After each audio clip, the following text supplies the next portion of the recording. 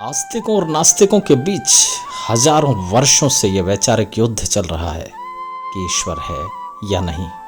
एक और जहां आस्तिक ईश्वर के होने के विश्वास पर अपना सारा जीवन बिता देता है, वहीं दूसरी ओर नास्तिकों में एक होड़ सी मची हुई है बड़े बड़े तर्क और उदाहरण देने की कि ईश्वर नहीं है। उनके तर्क सुने हैं कभी? यदि ईश्वर होता तो ऐसा क्यों नहीं करता?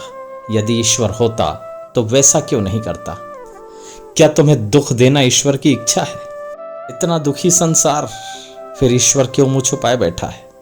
तुम्हारे पुकारने पर वो दौड़ा क्यों नहीं चला आता? कि प्यास लगी हो और पुकारा ईश्वर को और वो हाथ में पानी का गिलास लेकर खड़ा हो गया, बिल्कुल जैसे ईश्वर ना हुआ, उनका बंधुआ मजदूर हो गया। वहीं दूसरी ओर आस्तिकों को ईश्वर का बड़ा डर सताता है। आस्तिकों के लिए ईश्वर का होना उन्हें वैचारिक बंधनों में डाल देता है और ये दोनों ही स्थितियां मनुष्यों द्वारा स्वनिर्मित हैं। इसका ईश्वर से कोई लेना देना नहीं। क्या फर्क पड़ता है कि यदि ईश्वर ना हो, क्या तुम्हें तुम्हारे कर्मों का फल ना मिलेगा? क्योंकि कर्मों के फल के बंधन से कोई मनुष्य कभी मुक्त नहीं हो सकता।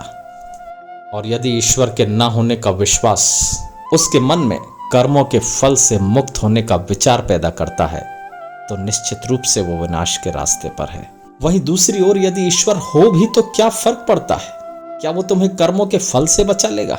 उसकी भक्ति यदि इस विश्वास के साथ की जाती हो कि तुम्हें तुम्हारे बुरे कर्मों का फल ना मिलेगा, तो यह भी ईश्वर के नाम पर सबसे बड़ा भ्रम है।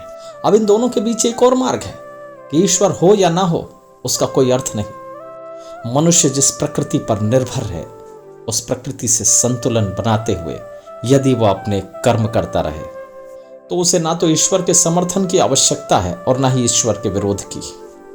और यही बात कृष्ण और बुद्ध ने अपने अपने तरीके से कही। कृष्ण ने अर्जुन से यही कहा कि तू अपना स्वाभाविक कर्म करता रहे, और बुद्ध ने भी यही कहा कि कोई ईश्वर नहीं, तुम्हारे साथ तुम्हारे कर्म है और उनका फल। दोनों के कहने के तरीके अलग हो सकते हैं, पर बात एक ही है। और हमने कृष्ण और बुद्ध को एक दूसरे के विरोध में खड़ा कर दिया।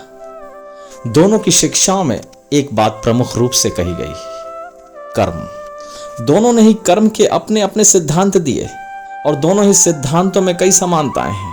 और यदि आस्तिकों ने कृष्ण को ठीक से समझ लिया होता और नास्तिकों ने यदि बुद्ध को ठीक से समझ लिया होता, तो ये वैचारिक लड़ाई कब की समाप्त हो चुकी होती।